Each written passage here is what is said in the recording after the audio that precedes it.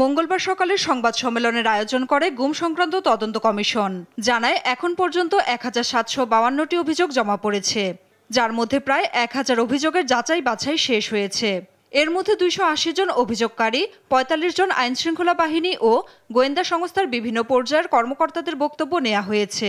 অন্যদিকে গুমের শিকার হয়ে ফিরে না আসা 330 জন ব্যক্তির বর্তমান অবস্থা অনুসন্ধান চলছে বলেও জানানো হয়।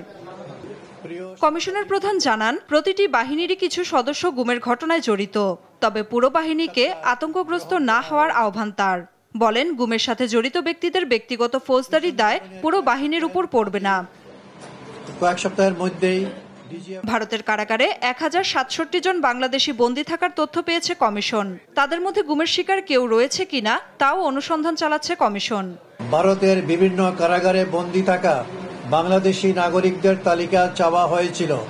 পররাষ্ট্র মন্ত্রণালয়ের মাধ্যমে ভারতের বিভিন্ন কারাগারে গত 2-2.5 বৎসরে আটক 1067 জন বাংলাদেশির নাম ঠিকানা সহ একটি তালিকা পাওয়া গেছে। কমিশনের সদস্য নূর খান লিটন জানান, বগুড়ায় পুলিশ লাইন্সের ভেতরেও গোপন কারাগারের মতো বন্দিশালা ছিল। নাফিয়া ফারজানা, দেশ টিভি, ঢাকা।